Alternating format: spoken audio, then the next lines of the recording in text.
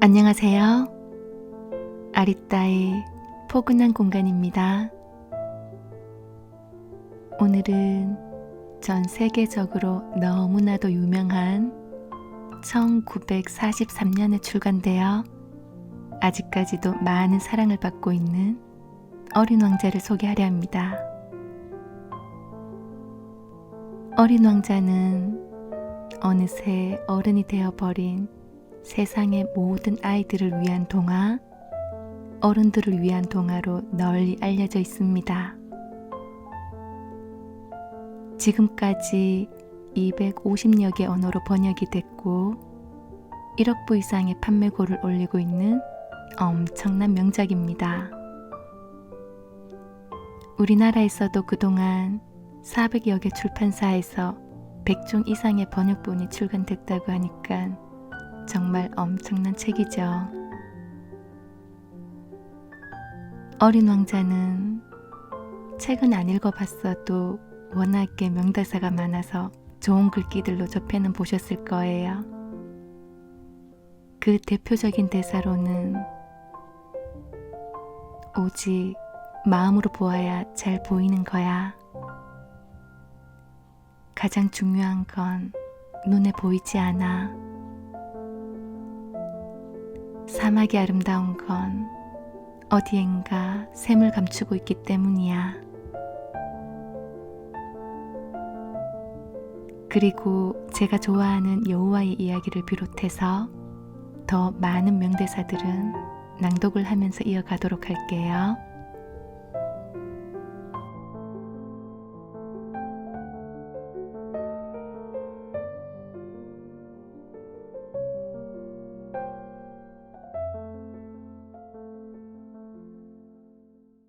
어린 왕자 탄생은 이렇게 시작되었다고 합니다. 1942년 초 뉴욕의 어느 식당에서 점심을 먹고 있던 생텍쥐페리가 흰 냅킨에 장난삼아 그림을 그리고 있었어요. 그때 함께 식사하던 출판업자 커티스 히치콕이라는 사람이 생텍쥐페리에게 뭘 그리는 것인지 물었습니다. 생텍쥐페리는 별거 아니라고 마음에 담아 가지고 다니는 한 어린 녀석이지요 라고 답했어요. 그림을 살펴보던 히치콕이 이렇게 얘기를 합니다. 이 어린 녀석 말입니다. 이 아이에 관한 이야기를 써보시면 어떨까요? 어린이용 이야기로 말이지요. 원래 성탄절 전에 책을 낼 수 있으면 참 좋겠는데 말입니다. 그리고 다음 해인 1943년 4월 6일에 어린 왕자가 출간되었습니다. 제2차 세계대전 중이었죠. 제2차 세계대전 중임에도 불구하고 이렇게 서정적이고 순수하고 감동적인 언어로 사랑스런 어린 왕자를 탄생시킨 생텍쥐페리. 어떤 인물이었을까요? 앙투안 드 생텍쥐페리는 프랑스의 작가이자 비행사였습니다. 1900년 프랑스 리옹시에서 2남 3녀 중 셋째로 태어났습니다. 귀족의 후손이었던 그는 아버지를 일찍 여의었으나 자상한 어머니의 사랑을 받으며 낡은 저택가 정원에서 뛰놀며 행복한 유년 시절을 보냈습니다. 그런데 아버지가 4살 때 돌아가신 거는 어려서 슬픔을 잘 몰랐지만 17살에 남동생의 죽음은 그를 깊은 슬픔에 잠기게 합니다. 그리고 1923년 약혼녀와 파혼을 하면서 우울감은 더 깊어져만 갔습니다. 비행사 생활을 하면서도 동료들의 죽음을 겪게 되죠. 이런 계기들로 인해 생텍쥐페리의 문학은 더 깊어졌을 겁니다. 생텍쥐페리는 12살 때 처음으로 비행기를 타 보았지만 그때는 훗날 조종사가 되리라고는 전혀 생각하지 못했습니다. 1917년 해군학교에 진학하려 했으나 시험에서 낙방하여 미술학교 건축과에 들어가 1년 3개월간 건축학을 공부했습니다. 그가 어린 왕자에 직접 사파를 그리게 된 것도 이때 그림 공부를 했기 때문이라고 합니다. 1920년에는 공군에 입대하여 비행기 조종사가 되었으며 제대 후에는 우편 항공 수송업에 종사하였습니다. 비행은 그에게 모험의 연속이었고 사색의 통로였습니다. 비행 중의 경험은 그의 작품에 큰 뿌리가 됩니다.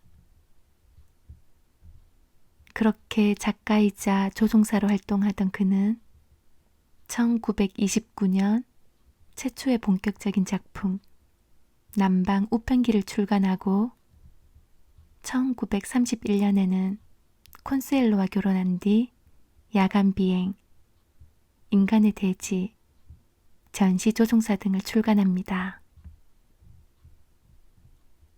생텍쥐페리는 1936년 파리와 베트남 사이공을 47시간 만에 비행하면 1만 5천 프랑의 상금을 주는 비행대회에 참가하고 이륙한 지 4시간 15분 만에 비행기는 리비아 사막에 추락합니다. 정비사와 함께 5일 동안 끝없이 펼쳐진 사막 위를 걸으며 죽음의 문턱까지 다다랐으나 마침 그곳을 지나가던 상인에게 구조돼 극적으로 살아남습니다. 삶과 죽음의 경계선을 넘나들었던 당시의 경험을 토대로 인간의 대지를 쓰고 이 작품으로 아카데미 프랑세제 소설 대상을 받습니다. 여기 어린 왕자에서도 리비아 사막의 불시착한 경험에서 영감을 얻어 사막이 등장하고 아름다운 어린 왕자가 탄생했습니다. 동화가 삶의 유일한 진실임을 사람들은 다들 알고 있다고 말했던 생텍쥐페리는 1942년 그의 어린 왕자 집필을 시작하고 같은 해 여름, 가을 내내 글과 그림에 몰두하며 지냅니다. 미국에서 먼저 출간 계약을 맺은 어린 왕자는 1943년 4월 6일 출간되었으나 생텍쥐페리는 출간된 책을 보지 못하고 참전을 위해 미국을 떠납니다. 이후 그는 1944년 지중해 근처에서 정찰 업무를 보던 중 행방불명되었습니다.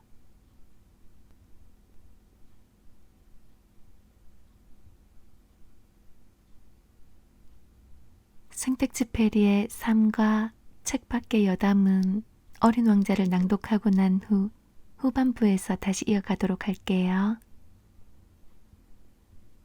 어린 왕자 이야기는 소행성 B612호에서 온 어린 왕자와 사막에 불시착한 비행기 조종사인 나의 만남으로부터 시작됩니다.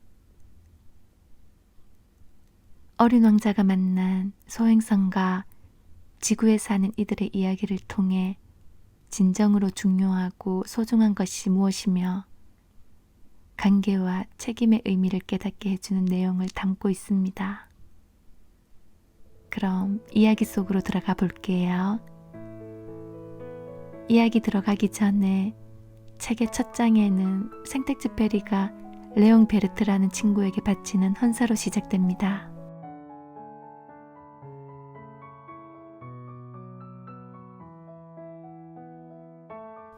레옹 베르트에게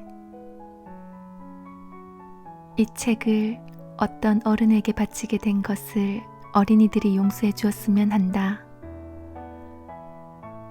내게는 그럴 만한 진지한 이유가 있다. 그 어른은 이 세상에서 나와 가장 친한 친구이니 말이다. 그 어른은 어린이들을 위한 책까지도 다 이해할 줄 안다는 것이 그것이다. 그리고 세 번째 이유는 그 어른이 지금 프랑스에 살고 있는데 그곳에서 춥고 배고픈 처지에 놓여 있다는 점이다. 그 어른은 위로를 받을 필요가 있는 것이다. 그 모든 이유로도 부족하다면 나는 이 책을 지난날 어린아이였던 그에게 바치기로 하겠다. 어른들은 누구나 다 처음엔 어린아이였다. 그러나 그것을 기억하는 어른은 별로 없다. 그래서 나는 이 바치는 말을 이렇게 고쳐 써보겠다. 어린 소년이었을 때의 르옹 베르티에게.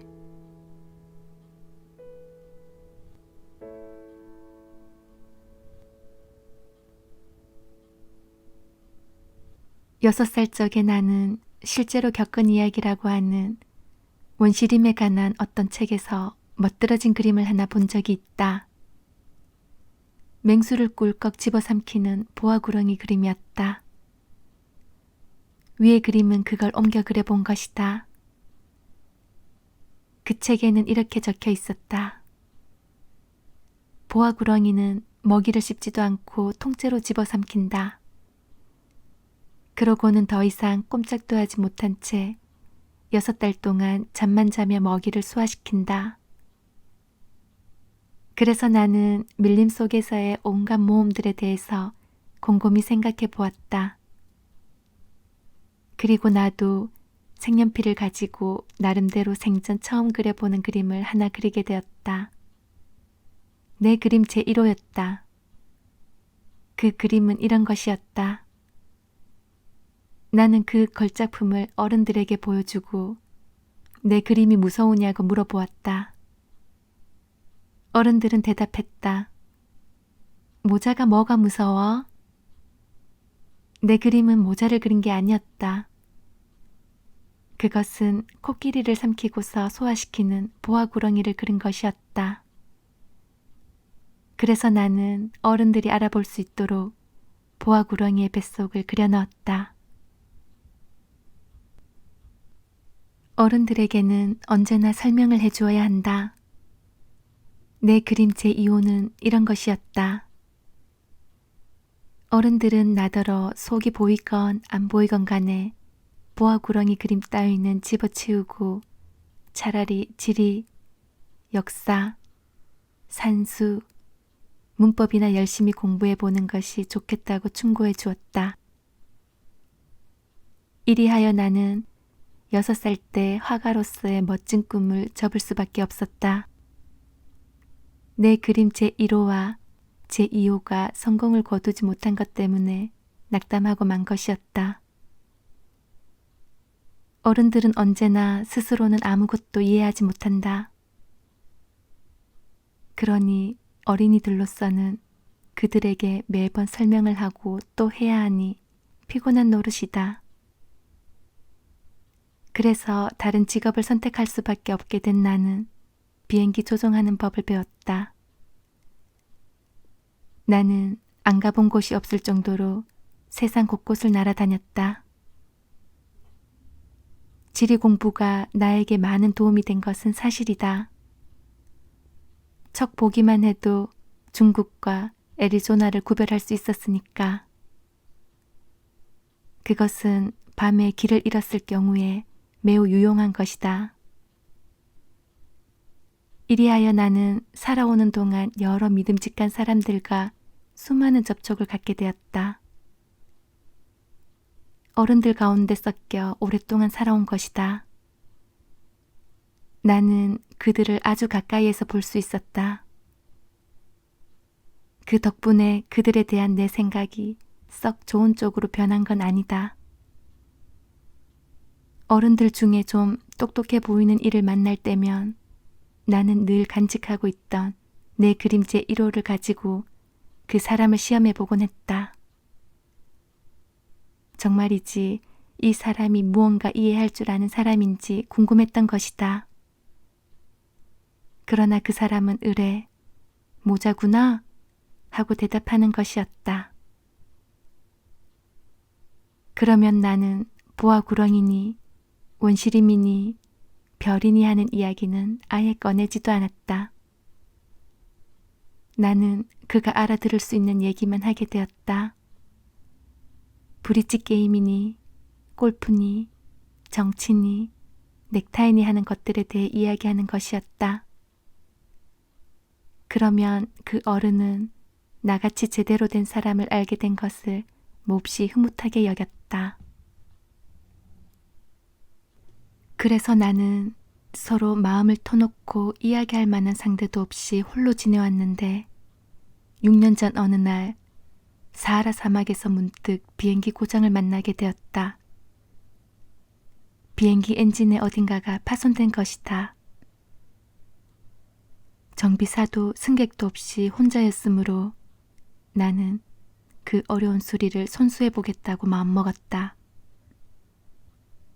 내게 있어서 그것은 죽느냐 사느냐의 문제였다.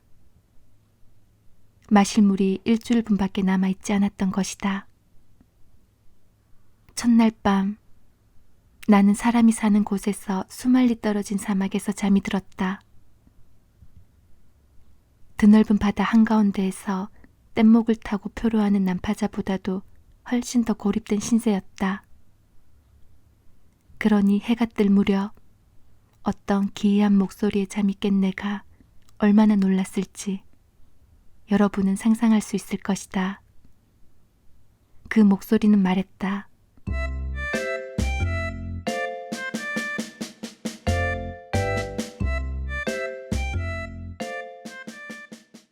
저기 나 양 한 마리만 그려줘. 응? 나 양 한 마리만 그려줘. 나는 마치 벼락이라도 맞은 것처럼 후다닥 일어났다. 눈을 비비고 주위를 잘 살펴보았다. 그랬더니 아주 이상하게 생긴 조그만 아이가 나를 심각한 눈으로 쳐다보고 있는 것이었다. 여기 있는 그림은 훗날 내가 그의 모습을 그린 그림들 중에서 가장 잘 된 것이다. 그러나 물론 나의 그림은 모델보다는 훨씬 덜 매력적이다. 그렇지만 그건 내 탓이 아니다. 6살 적에 이미 어른들 때문에 화가의 꿈을 접어버린 후 나는 뱃속이 보이지 않거나 보이거나 하는 보아구렁이 이외에는 그림 그리는 것을 배워본 일이 없었으니 말이다. 난데없이 나타난 그 아이를 나는 눈이 휘둥그레져서 바라보았다. 여러분은 내가 지금 사람 사는 지역에서 수말리 떨어진 곳에 홀로 떨어져 있다는 사실을 잊지 말기를 바란다. 그런데 이 아이는 길을 잃은 것 같지도 않았고 피곤해서, 배고파서, 목말라서, 무서워서 죽겠다는 표정도 아니었다. 사람 사는 곳에서 수말리 떨어진 사막 한가운데서 길을 잃은 아이 같은 구석은 조금도 없었다. 이윽고 나는 간신히 정신을 차리고 그에게 말했다. 그런데 넌 여기서 뭘 하고 있는 거니? 그러자 그는 아주 중대한 일이거나 한 것처럼 아주 나직한 목소리로 같은 말을 되풀이하는 것이었다.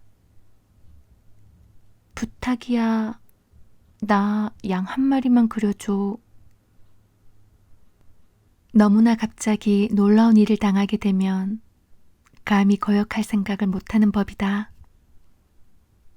사람이 사는 지역에서 수말리 떨어진 곳에서 죽음의 위협을 받고 있는 처지에 너무나도 엉뚱하다는 생각은 하면서도 나는 결국 주머니에서 종이 한 장과 만년필을 꺼냈다. 그러나 곧 내가 배운 것은 지리, 역사, 산수, 문법 같은 것이라는 생각이 들어서 난 그림을 그릴 줄 모른다고 말했다. 그러자 그가 대답했다. 괜찮아. 나 양 한 마리만 그려줘. 양은 한 번도 그려본 적이 없었으므로 나는 그에게 내가 그릴 줄 아는 단 2가지 그림 중에 하나를 그려주었다. 뱃속이 보이지 않는 보아 구렁이의 그림 말이다. 그런데 그 아이는 놀랍게도 이렇게 대답하는 것이었다. 아니야. 보아 구렁이의 뱃속에 코끼리는 싫어. 보아 구렁이는 너무 위험해. 그리고 코끼리는 너무 거추장스러워. 내가 사는 곳은 아주 작은 곳이거든. 난 양을 갖고 싶어. 나 양 한 마리만 그려줘. 그래서 나는 양을 그렸다. 그는 양 그림을 자세히 들여다보더니 이렇게 말했다. 안 돼. 이 양은 벌써 병이 들어버렸는걸? 다른 걸로 하나 그려줘. 나는 다시 그렸다. 내 친구는 너그럽고 상냥하게 미소를 지었다. 아이 참, 그건 양이 아니라 염소잖아. 뿔이 달렸으니까. 그래서 나는 또다시 그렸다. 그러나 이번에도 앞의 것들과 마찬가지로 태자를 맞았다. 이건 너무 늙었어. 난 오래 살 수 있는 양이 갖고 싶어. 엔진을 분해하는 일이 급하기에 나는 아무렇게나 다음과 같은 그림을 끄적거려 놓고는 그에게 한마디를 툭 던져보았다. 이건 상자야. 네가 원하는 양은 이 속에 있어. 그러자 내 어린 심판관의 얼굴이 환해지는 걸 보고 나는 몹시 놀랐다. 내가 원하던 게 바로 이거야. 이 양한테 풀을 많이 줘야 할까? 왜 그런 걸 묻지? 내가 사는 곳은 아주 작거든. 풀은 넉넉할 거야. 내가 그려준 건 아주 작은 양이니까. 그는 고개를 숙이고 그림을 들여다보았다. 그다지 작지도 않은데 뭘? 이런, 잠이 들었네. 이렇게 해서 나는 이 어린 왕자를 알게 되었다.